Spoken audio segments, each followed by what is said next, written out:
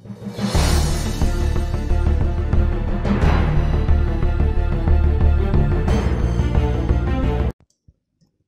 الله الرحمن الرحيم. النهارده هنتكلم على حاجه مهمه في الاي بي تليفون عندنا. تمام. احنا هنشرح على جراند ستريم المثال بتاعنا. الشغل بتاعنا هنا بسيط جدا، بس انت محتاج تبقى عارف انت هتشتغل ازاي. محتاج تبقى انت عارف الاي بيات اللي هتشتغل عليها ايه. محتاج يبقى عندك الهاردوير بتاعك اللي هو السنترال. تمام. انا في المثال ده بشرح على يو سي ام 6202. تمام. هنبدأ نشرح في الفيديو الأولاني ده إن أنا هربط عليه التليفونات عادية جراند ستريم. في الفيديوهات الجاية هنبدأ نربط عليه سيسكو ديفايسز وكذا نوع تاني. تمام. احنا هنوصل في الفيديو الأولاني ده إن أنا هضيف أجهزة، إن أنا هظبط الترانك بتاعي، هبدأ اضيف الانباوند والاوت باوند، ان انا استقبل مكالمات وابعت مكالمات. هبدا اظبط رولز عندي. هتبقى انت كده الشغل بتاعك هتقوم سنترال بمنتهى السهوله، مفيش اي مشكله عندك. تمام. احنا هنلاحظ اول حاجه انت محتاج تبقى عارفها ان اليوزر نيم والباسورد بتاعك بتاع السنترال بتاعك في الاول. الديفولت بتاعه ادمن اليوزر نيم، والباسورد اللي هو الماك ادرس بتاعه موجود عندك على ظهر السنترال نفسه زي ما احنا شايفين في الصوره كده. مش اكتر من كده، ده الاساسيات بتاعتك انت محتاجها. ومحتاج انت يا اما الاي بيات بتاعتك حاجه تديها حاجه دي اتش سي بي عندك، يا اما ستاتيك اي بي. اهم حاجه ان انت السنترال بتاعك نفسه يبقى ستاتيك اي بي. التليفونات ممكن تبقى ستاتيك وممكن تبقى دي اتش سي بي دايناميك اوتوماتيك اي بي زي ما انت عايز. طبعا يفضل انها تبقى ستاتيك اي بي عشان تبقى ثابته تقدر تعمل لها مانجمنت بعد كده. مش اكتر من كده، ده اللي انت محتاجه. في الاول انت هتوصل السنترال بتاعك على البورت الوان اللي فيه. تمام. وهتبدا تشتغل على الديفولت بتاعه. انا في المثال بتاعي اللي انا بشرحه دلوقتي خليت الوان ياخد اوتوماتيك اي بي. تمام. وهبدا اكسس السنترال بتاعي. كل اللي هعمله هكتب الاي بي الديناميك بتاعي اللي هو واخد اللي هو 118 على الوان. تمام. اليوزر نيم بتاعي الديفولت ادمن سمول كلها، والباسورد اللي هي موجوده زي ما احنا شفناها في الصوره على الماك ادرس بتاعه، هو مكتوب كده ان الباسورد كذا، فانت هتاخدها تشتغل عليها. اول حاجه هعملها هكتب يوزر نيم والباسورد مش اكتر من كده، وهقول له لوجين. هيبدا يشتغل معايا.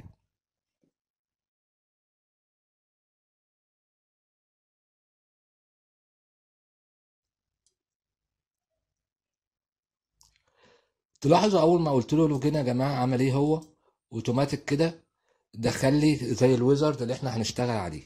تمام.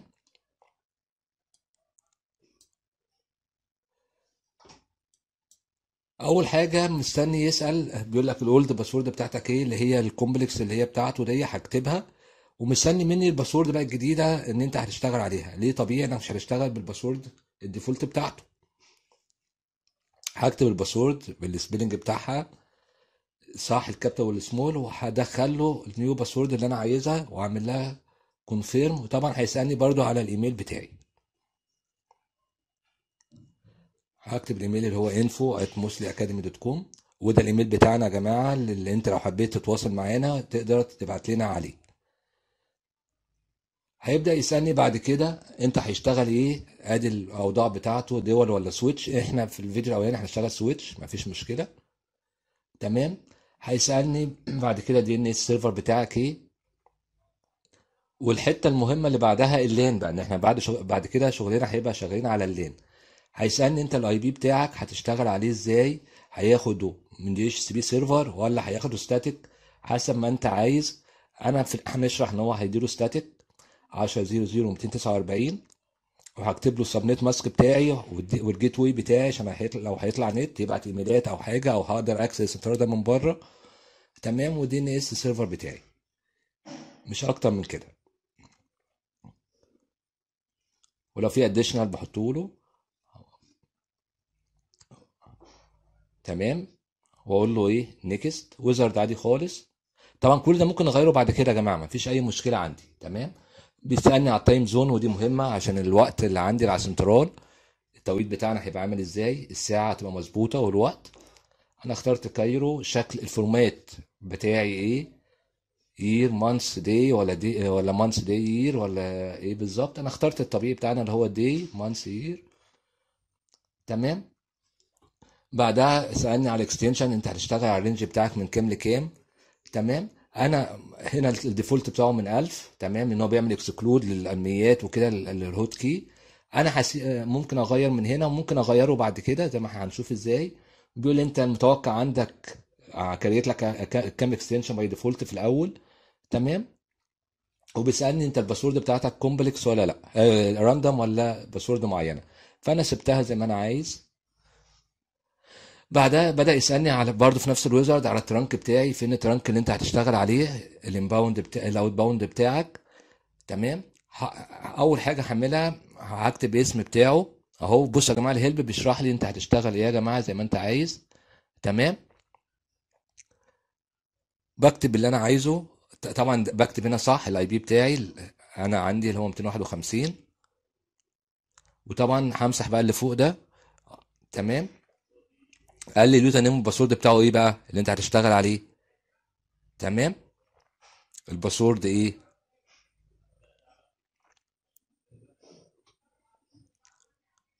ولو عندك اوثنتيكيشن اي دي ليه هتكتبه برضه.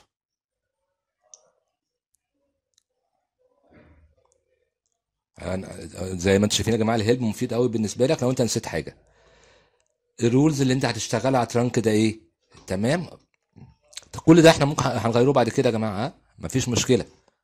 فانا كده اهو كتبت اهو اوت باوند، او اكتب اي حاجه انا عايزها. البريفكس بتاعك عايز تكتبها دلوقتي اكتبها، عايز تسيبها بعدين اكتبها، نسيبوها هنشوف يعني ايه بريفكس دي قدام. اللينس بتاعك قد ايه.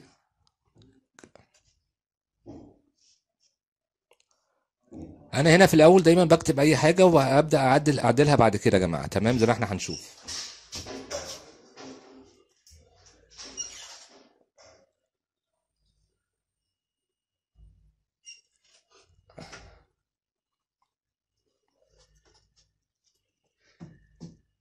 تمام. انا قلت له النمبر لينس 6. تمام.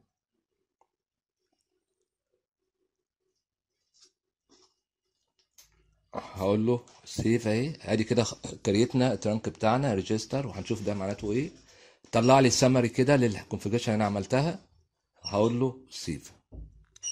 طبعا انت ممكن ادي طلع لي الداشبورد بتاعي. وطبعا يا جماعه هو كل ده انا شغال على الوان. تمام. انا كمان دلوقتي بعد ما يقوم هنوصل الكابل بتاعي بقى هنقله على اللين وابدا اشتغل عليه.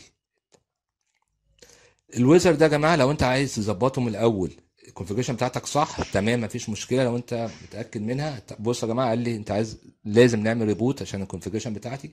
هقول له اوكي. في وقت البوت ده هنقل الكابل بتاعي على اللان وادخل على الاي بي للستاتيك اللي انا كتبته اللي هو 249. تلاحظوا يا جماعه ان الاي بي 249 هو لوحده بيعمل ريدايركشن على بورت 8090. تمام. والباسورد الجديده اللي انا عملتها ادي الداشبورد بتاعي. تمام. داشبورد سهله جدا جدا جدا ما فيهاش اي مشاكل معايا، ومش محتاج يبقى عندك خبره جامده في الشغل بتاعك. تلاحظوا يا جماعه ادي في الترانك بتاعي هبدا لو عايز اكريت واحد هبدا اكريته زي ما انا عايز. تمام. الاسم بتاعه ايه نوع لو انت عندك الترانك في حاجه اكسترنال بتختارها. انا هنا هعمل ترانك على رقم معين فعلا. تمام. هقول له ريجستر، هقول له الرقم اللي انا وبديله اسم يميزه مثلا هو 06. وبكتب اليوزر نيم والباسورد بتاعه وسيفته. وطبعا كل خطوه هنا يا جماعه بنقول له ابلاي.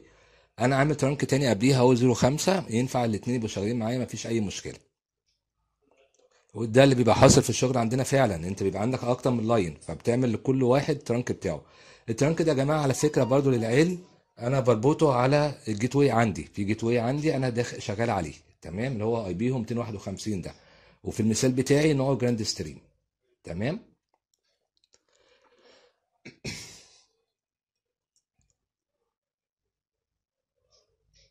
ادي الترانكات بتاعتي والحاجه بتاعتي. الانباوند بقى انا اللي انا عملته ده الاوت باوند ان انا اطلع منين. هنا دلوقتي انا هعمل انباوند عندي. تمام. انا بقى هستقبل المكالمات ازاي. هستقبل من انو ترانك 05 ولا 06. تمام. البريفكس المكالمات شكل عامله ازاي علامه تعجب يعني اي ارقام يا جماعه. تمام كده، يعني اي عدد، اي مكالمات من اي حد، سواء انترنال اكسترنال سوري لوكال انترناشونال، حسب الخط اللي بيكلمنا، ما فيهاش مشكله. ومجموعه الاوبشن اللي هنا. تمام. لو انا متوقع ان ده يجي فاكس، يعمل ديتكشن دي مكالمه عاديه ولا فاكس. ما فيهاش اي حاجه خالص، ترجمه حرفيه. مستني مني، طب المكالمه لما تيجي اوديها فين؟ لو انا مثلا عايز اوديها على اكستنشن رقم 1000، هقول له روح المكالمه دي لما تيجي وديها على 1000، مش اكتر من كده. طب التايم كونديشن امتى يحولها ل 1000؟ امتى؟ في انهي وقت؟ تمام. انا مش عايز وقت، انا عايزه بصفه عامه. تمام، ان هو المكالمه لما تيجي هتروح على 1000. طب انا مش عايز كده، انا عايز رساله تطلع للناس، انت المكالمه اللي جايه اضغط رقم كذا يروح للمكان الفلاني، او اختيارات على حسب الشخص اللي طالب، يضغط اختيار، يضغط رقم يحوله على اكستنشن معين. فده هنلاقي حاجه اسمها اي في ار اللي انا كنت فاتحها دي دلوقتي. انا دلوقتي سيفت على اكستنشن 1000، وهنخش دلوقتي نشوف الدنيا بتاعتنا عامله ازاي، ان انا ازاي اعمل الاي في ار ده. وما انساش انا عامل دلوقتي على رقم واحد بس، ترنك واحد بس هو اللي هيروح على 1000. تمام. ادي الاي في ار اهو، انا هكريت اي في ار جديد، هقول له اد. اي في ار دي ايه يا جماعه؟ ان المكالمه لما تيجي هتروح للاي في ار الفلاني. هسميه ايه؟ هسميه الاسم انا عايزه، مثلا اي في ار دي. انا هعطيله اكستنشن 700، ممكن نغيروه زي ما احنا عايزين. هيعمل ايه بقى؟ الاي في ار ده لما تجيله المكالمه المفروض هيعمل فيها ايه؟ هي دي مجموعه الاوبشن اللي قدامي هنا. يا ترى في بلاك ليست معينه، يا ترى في وايت ليست، حسب ما انا عايز. الرساله اللي الشخص هيسمعها. تمام. الويلكم بتاعه، ملف الويف بتاعي.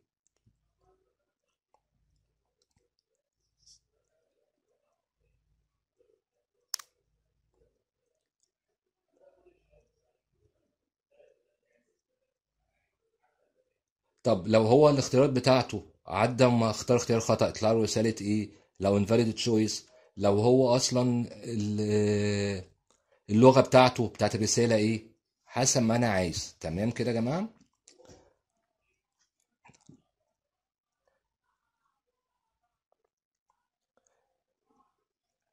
عندي فوق هنا الاوبشن بتاعتي اهي. لو ضغط الشخص ده رقم زيرو هيوديه فين؟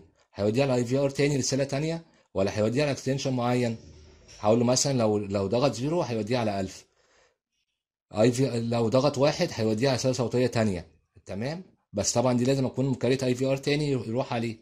طب الرسالة بتاع التايم اوت، تمام، هتطلع عاملة ازاي؟ لو هو تايم اوت يا جماعة، طبعا لو هو ما اختارش يعني. تمام. طبعا انا لما قلت له سيف هنا قال لي انت ما اخترتش الاي في ار اللي هوديك عليه. تمام. فانا هلغيها دي بس، وهقول له سيف، ونرجع تاني للترانك بتاعنا. نعدل بقى انه المكالمة اللي تيجي بدل ما تروح على 1000 هتروح على فين؟ يسمع رسالة صوتية دي اللي هي بتاعت الاي في ار. هنقول له ايديت اهي، بدل ما يروح على اكستنشن 1000 هنروح نقول له يروح على اي في ار. اهو ادي الاي في ار الوحيد اللي عندي. لو انت مكريت اكتر من اي في ار هيبدا يسالك انت هتروح لانه اي في ار فيهم. تمام. وطبعا اهو اسيف واقول له ايه؟ ابلاي. ما انساش انا الفيديو الاولاني ده احنا بنشرح فيه بصفه عامه الشغل بتاع السنترال.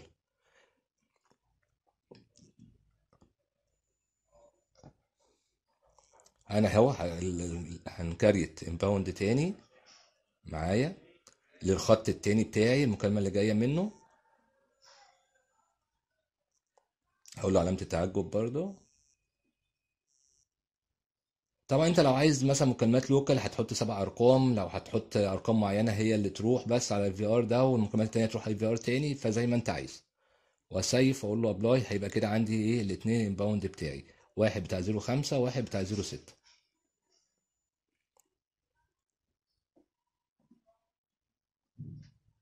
تمام. ادي لو عايز اعدل بقول له ايديت.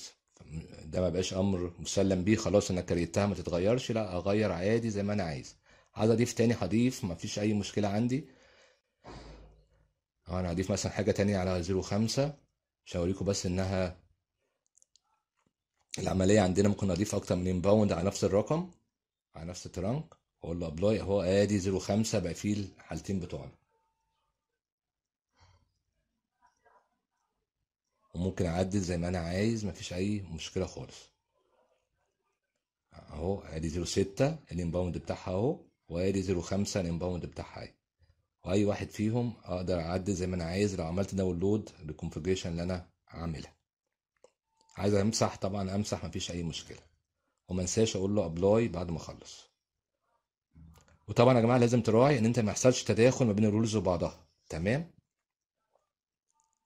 يبقى كده انا ظبطت ازاي اطلع المكالمه بتاعتي، ظبطت ازاي المكالمات اللي جايه لي هستقبلها ازاي.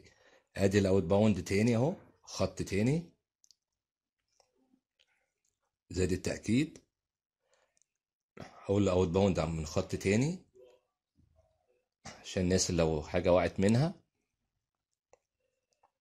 بيسالني انت هتسميه ايه. اي اسم ملهاش علاقه انترناشونال ولا مش انترناشونال يا جماعه، انا بكتب بس امثله في الشرح. لكن انت بتسميها مثلا باسم اللاين بتاعك، باسم الحاجه بتاعك، بتحط له الشكل اللي هو البريفكس بتاعه، اللي هو هيطلع ازاي، انه مكالمه اللي هتطلع من الخط ده. المكالمات اللي هي مثلا أنا في المثال ده هتكلم من الموبايلات، ان المكالمه اللي طالعه موبايل هتطلع من الاوت باوند اللي انا بكريته ده دلوقتي. 01 اللي هي اولها 01، طبعا دي الموبايلات اكس اكس 9 اكسات بال 11 رقم بتوعنا. 9 اكسات مع 01 يبقى كده اللي هي دي. ودي البوليسي اللي هي موجوده بيلت ان في سنترال يا جماعه، على فكره انترناشونال وناشونال والكلام ده. تمام. هقول له اطلع من الترانك الفلاني. تمام. يبقى مكالمات الموبايل هتطلع من الترانك ده، وهقول له اد. تمام اهي. امتى الدنيا بتاعتنا ايه اهو. سيف. يبقى انا كده ظبطت مثلا مثال على الموبايلات. ممكن اظبط زيها المكالمات اللوكال. تمام. اللي هي 7 اكسات مثلا لو 7 ارقام، او 9 اكسات لو هي 9 ارقام. تمام.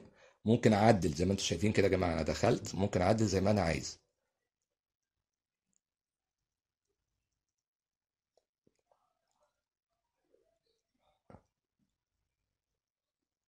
هنا الجنرال سيتنج بتاعتنا بقى يا جماعه، فاكرين لما جه قال لي ان الارقام بتاعتك من 1000؟ تمام. طب انا في المكان بتاعي لا، انا مش عايز ابدا من 1000، انا عايز ابدا من 100 عادي، مفيش مشكله. تمام. تلاحظوا ان طلع لي ايرور احمر. شايفين يا جماعه؟ قال لي ايه؟ قال لي انت خلي بالك انت عندك هنا ال 100 دي متداخله مع حاجه اسمها البارك. تمام. ما ينفعش تدي هنا 100، يبقى لازم اخش اعدل في الباركنج عندي، اشيل اطلعه بره الرينج ده. فانا هطلع من هنا كانسل، وهدخل على الباركنج. تمام. هدخل على الباركنج من فيتشر.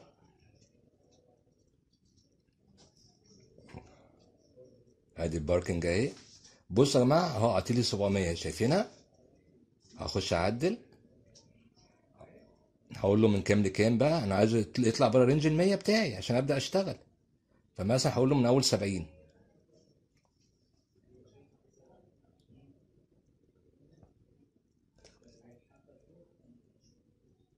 اهو همسح الرقم ده كله.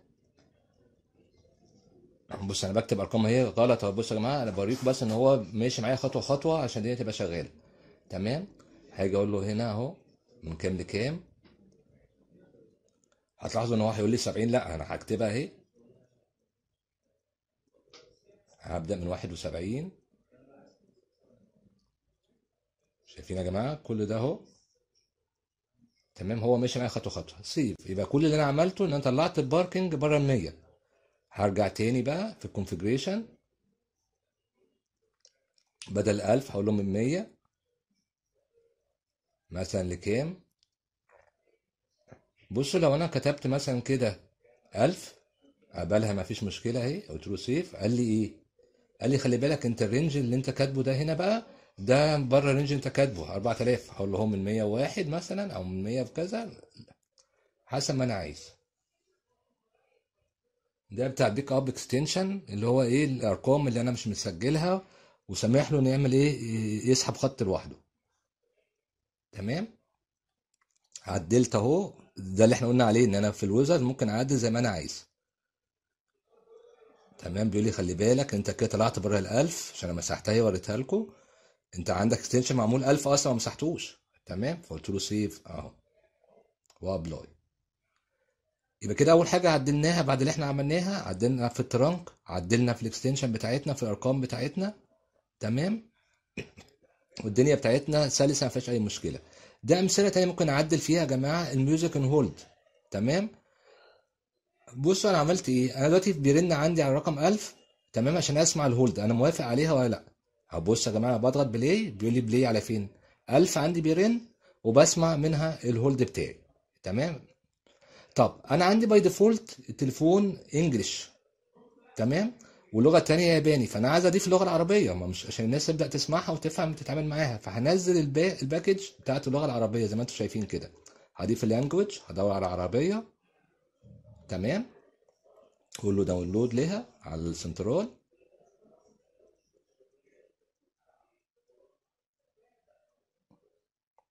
بيحمل هينزلها، يبقى كده خلاص هنسمع برضو اللغه العربيه. بس اهم حاجه اختارها بعد ما تنزل ان هي دي تبقى اللغه بتاعتي.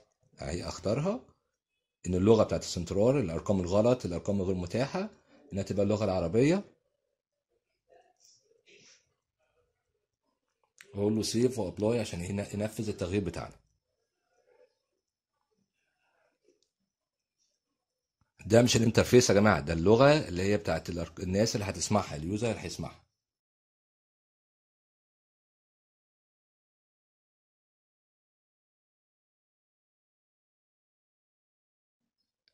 زي ما احنا شفنا يا جماعه، انا ممكن اغير الاي بيهات. فاكرين الويزرد؟ ادي اهو، انا هنا بغير في اي وقت انا عايزه. بخش اغير الاي بيهات، مفيش مشكله عندي، الدنيا هتشتغل معايا مفيش مشكله. الاي بيهات بتاعت السنترال الكلام ده كله مش قاعده ثابته. بخش على سيستم سيتنج، نتورك سيتنج، ونبدا نعدل زي ما انا عايز. افرض انت حبيت تغير الاي بي بتاع السنترال بتاعك في اي وقت، هيتغير معاك والدنيا هتبدا شغاله زي ما هي زي ما عادي مفيش مشكله. وطبعا اوكي وسيف وابلاي تشينج وهيراستر والدنيا تشتغل معاك.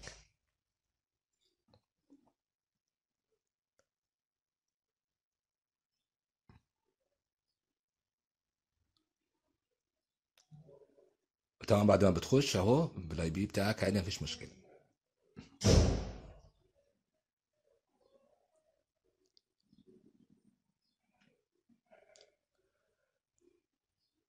طب انا لغايه دلوقتي ما عرفتش ازاي اضيف التليفون، صح؟ انا غلطان يا جماعه.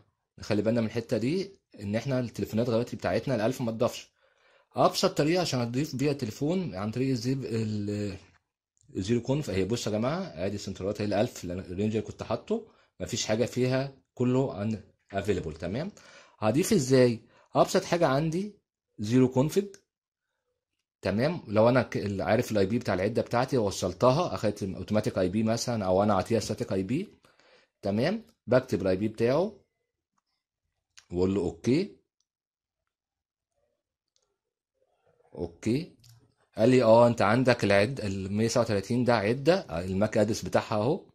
حتى هوش انا ضغطت عليها فتح لي الكونفيج بتاعها، اليو ار ال بتاعها. تمام، الديفولت يوزر ادمن وباسورد ادمن. وبصوا يا جماعه الموديل بتاعها 16 15 جراند ستريم. هخش هنا اعدل، هقول له نوعها،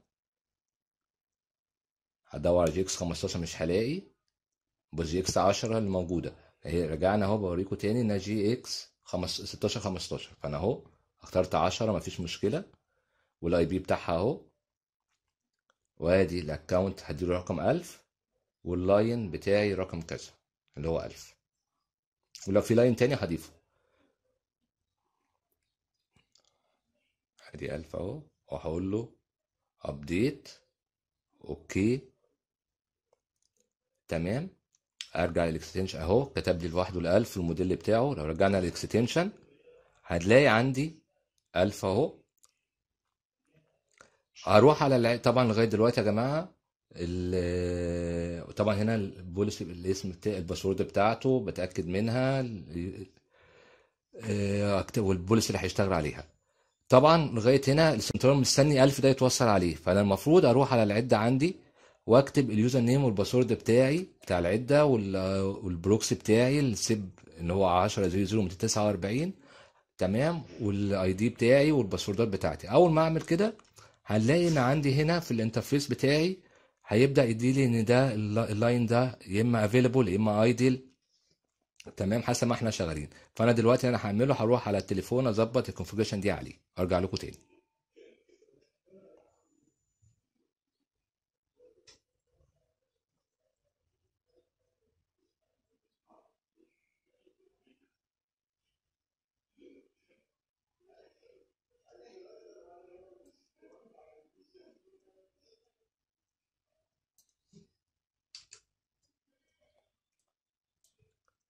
ادي رجعت لكم تاني يا جماعه. دلوقتي بصوا التليفون كتب ايه؟